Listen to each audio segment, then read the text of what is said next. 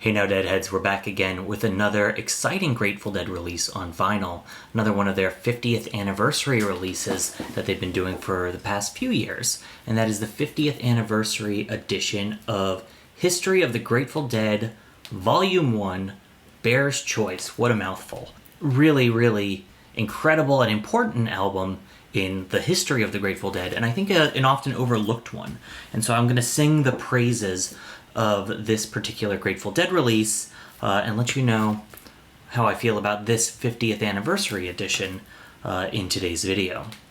Now, this isn't my only copy, of course. You know, I've got quite a collection of originals, many of them courtesy of my dad, inherited from his collection, and so I do have a dirty old copy of History of the Grateful Dead Volume 1 Bear's Choice. And as you can see, if I do, let's see, a little side-by-side comparison, you can see one's clean and one's dirty.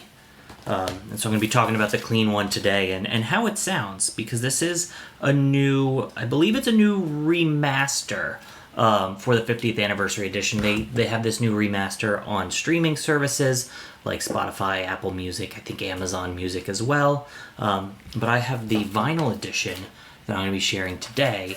Before we talk about how it sounds, let's open it up. Let's see what's on the inside. We start by looking at the cover. You can see, I think this is one of the first examples of the Steely on a Grateful Dead record. So kind of cool to have that there. And something I never noticed on my original copy is that this says Grateful Dead around the edge. Actually, good old Grateful Dead, if you look at the inner circle and the outer circle, abstracted there. You can see on the hype sticker that this is a limited edition of 5,000 on Bear Tracks custom vinyl. We'll take a look at that in just a second. And on the front we have the track list, which is pretty unique, I think. Now when we flip it over to the back, we've got Bear's Bear, actually many of Bear's Bears, in the middle of the bear with a third eye, and then around the outer ring, I believe this is also the first occurrence of the Marching Bears on a Grateful Dead release. You see Bear's Choice written out there, surrounded by the Marching Bears. Not dancing, but Marching Bears. Now let's open it up and take a look inside. You see a slightly better sleeve than we saw in a recent video that I made for the Dave's Picks Volume 23 record. I'll get to that in a little bit too. I know there's been a lot of questions about the Dave's Picks Volume 23 record and the support from Warner Music Group. But let's look at Bear's Choice. Let's take it out of the sleeve real quick. And you see the Bear's Tracks vinyl. It's that gold brown swirl vinyl. Really pretty, really nice looking. I know that they did an edition of black vinyl, actually a larger run of the black vinyl that was not a Dead.net exclusive. And so you should be able to find that at your local record store, or even Amazon. I think will have that in stock. Conspicuously missing from this version on the inside, no booklet and no sticker. Now I don't really care about the sticker. I did notice that they were doing a lot of the custom stickers for advertising the good old Grateful Dead cast. They did a Europe 72 version. I think they did a special Ace version in that 50th anniversary edition of Ace. But no Bear Deadcast sticker, which was a little bit disappointing because I do like that little bit of customization that they throw in as a nice little piece for these 50th anniversary releases. Here we have the original. Really didn't have liner notes, or at least my copy didn't. I just didn't know if it was lost to time or just didn't have it.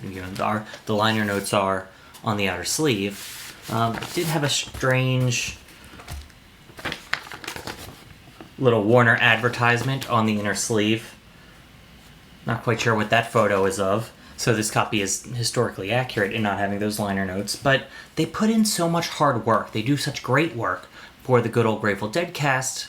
Jesse Jarno, I can't thank him enough for everything that he does. Let him write an essay. Hire him to write an essay. Write something. Dave Lemieux, anyone. Write an essay for these 50th anniversary releases, because people will lose track of the good old Grateful Dead cast digital files. People don't really have or hold on to as closely, but the physical copies, and especially the liner notes, people hold on to these for a long time. And I've got my dad's copy from 50 years ago. Now I've got my copy, and then maybe in 50 years, I'll be passing along both copies to someone else, a new generation of Deadheads. And without those liner notes, it's kind of disappointing. I really wish I had some sort of just essay on the importance of this, because it is such an important release. This isn't just a release that got them out of a contract with Warner Brothers back in the day as they were forming Grateful Dead Records, but this is an homage to Pigpen. This is their send-off to Pigpen that they released about a year after he passed.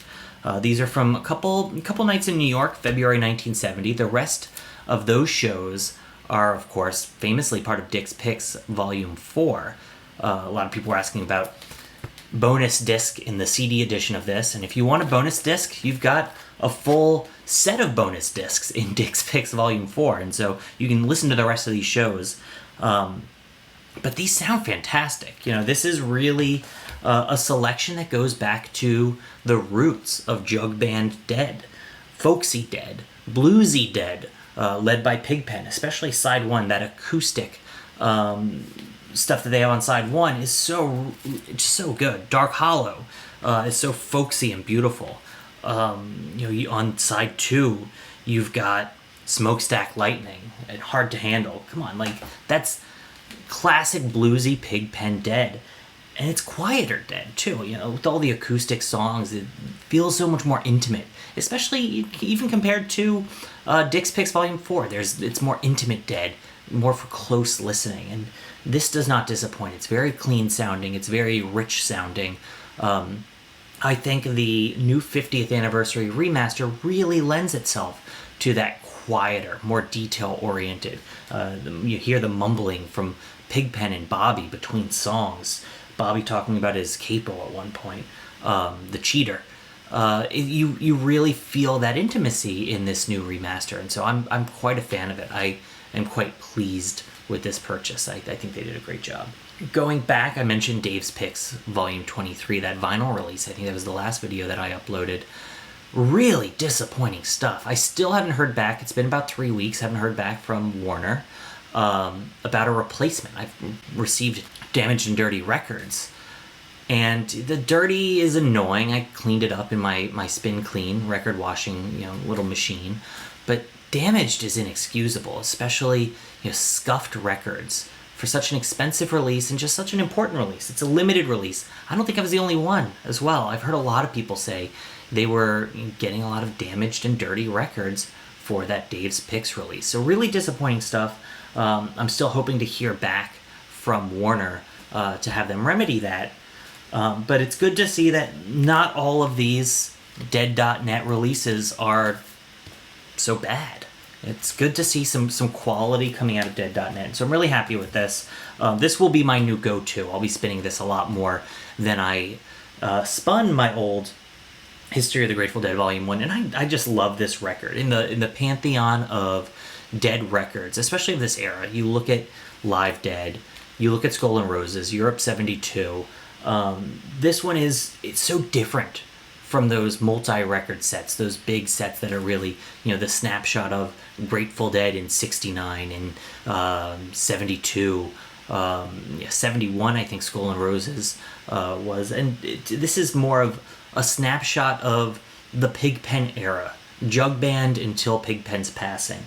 And I think it's a really beautiful, simple, straightforward release. So big fan of this one. Would recommend this to anyone who's a fan of Pigpen or a fan of that early era of Primal Dead into early 70s Dead. Really quality stuff. I've got a few more releases coming up. I think in my mailbox right now, I've got that new Real Gone release of Dick's Picks Volume 1. I don't think I'll get a chance to listen to it before I'm actually leaving town later today, going out of town on my bachelor party. And so it'll be here waiting for me when I get back. I'm really excited to dig into this new Real Gone release of Dick's Picks Volume 1. I'm hearing they took a little bit more care than Brookvale did in their original release of Dick's Picks Volume 1. This is not sourced straight from the CD, it's sourced from the original tapes. So I'm excited to see what it sounds like. So look forward to that. Hopefully I'll get some great new records while I'm traveling for my bachelor party, and I'll have some cool new bootlegs or rarities to show off on this channel as well. So wish me luck record shopping when I'm out of town. Well, thank you very much for joining me today. Really, can't stress how in love with this release I am. Big fan of this one. And let me know in the comments below if you are enjoying this new 50th anniversary remaster as much as I am.